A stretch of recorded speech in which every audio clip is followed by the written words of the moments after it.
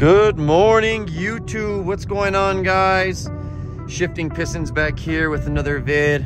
Today, guys, I wanted to go over the top 5 things that I like about the new M4. I did a short video on this a while ago, just so you guys can get a quick overview of what I like. But today I'll go a little bit more in depth into the car. Basically, we're just giving you guys a little POV action. Right now I'm by myself. I'm gonna go to a spa. I'll link that short video into the description. I got a couple of announcements I'd like to make as well. I have my own website, guys. It's www.carcultured.com. Basically, I sell automotive parts, BMW parts, Audi, Mercedes, anything you guys can really think of. And if you guys are ever interested, I'll be offering a discount code soon. Oh, there's the popo, bro. Already trying to hand out tickets. Oh no. Oh, that's a great day. Great start to the morning. Better slow her down a little bit. Dang, on the way to work on a Friday. Well, anyways, the car's still warming up, so I'm not really driving her quick anyways. I don't have to worry about them.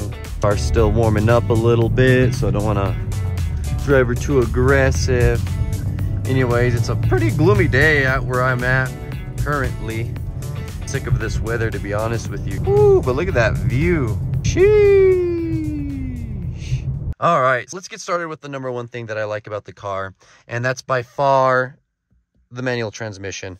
The manual transmission in this car is actually really good.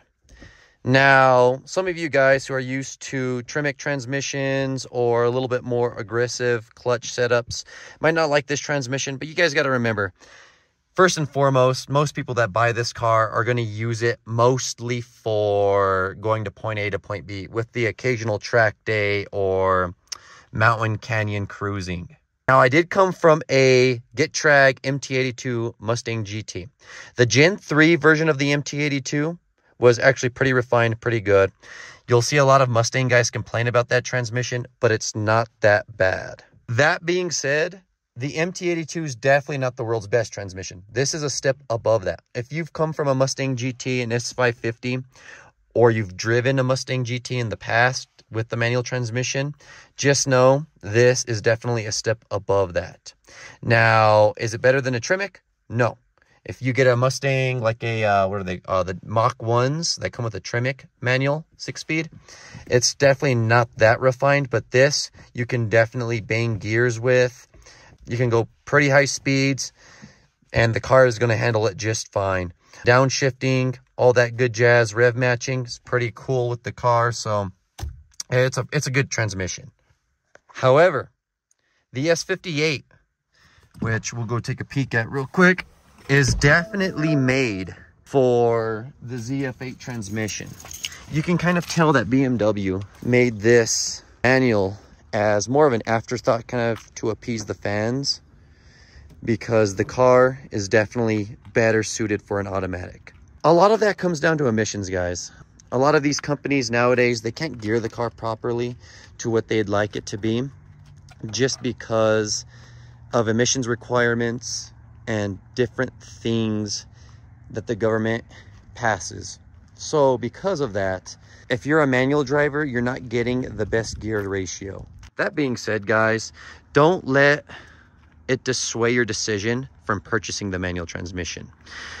For what it is, daily driving or the occasional canyon runs with your boys, or maybe doing a couple of pulls on the freeway, the gearing in this is fun.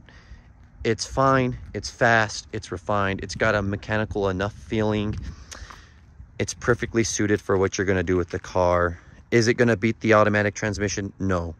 But are you going to be smiling more rolling through your gears? Yes. And that's ultimately why I got the car, because I'm a car guy.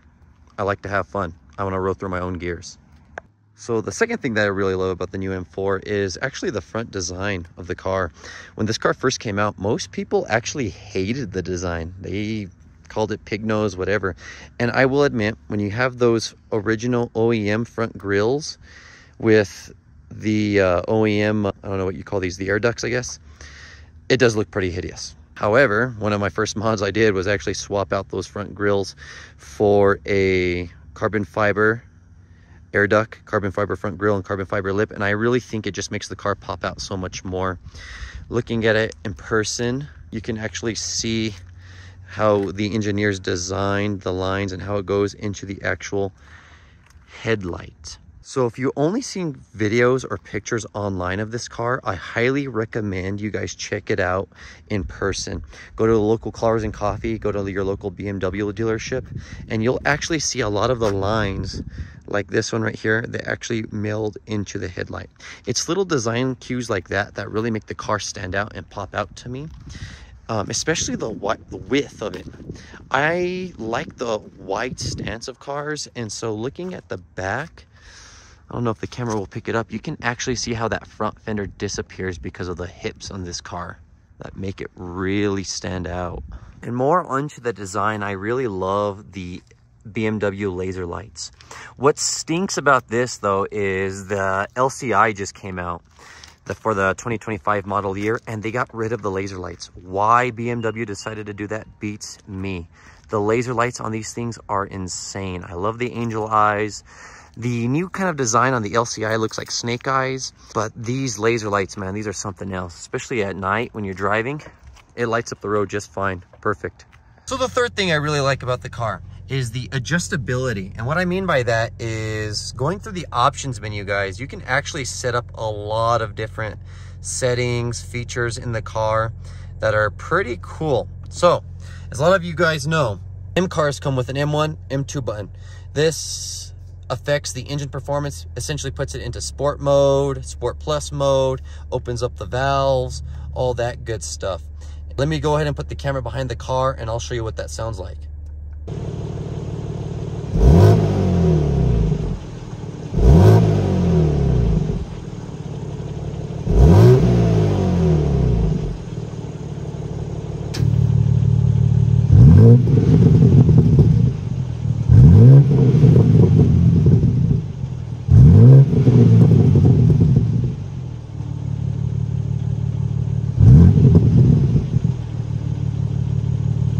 Going back into the design, guys, I really love everything about this car, especially the interior. Even though this is considered a base trim model because that's the only way you can get a manual M4, I still like it. The M leather seats, heated and cooled, feel fine. The heated steering wheel, everything about this car. iDrive, I think that's iDrive 8. I could be wrong. I'm not too sure on the technology side, guys.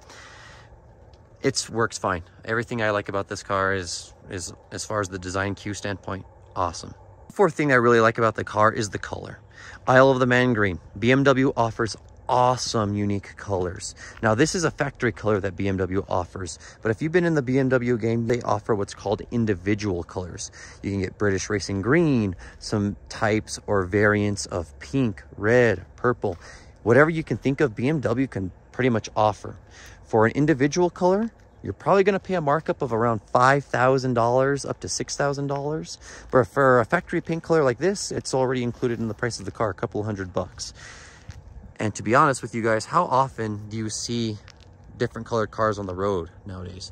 If you just take a look at this parking lot that I'm in right now, look at all the cars that are colored gray, black, white, a variation of white, gray, black.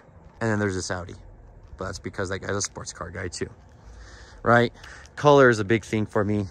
And the last thing I really enjoy about the car, or is one of my favorite things about the car, touched on it a while ago, is the S58 motor.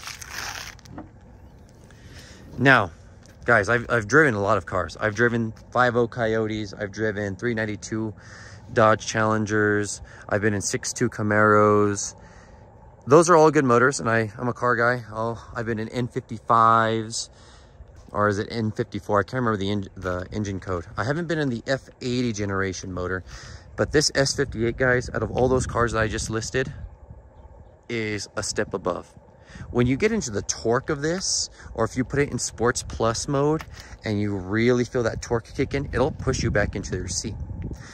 The second best engine I've ever driven was definitely the 5.0 Coyote, just because of that high revving nature, but this thing is a beast, and this is way faster.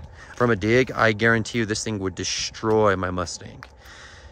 And There's really not much more I can say about that. For those of you who remain till the end of the video, I just wanted to give you a quick little update. I had to drive home real quick because it started pouring rain outside, and I didn't want to get the car too soaked.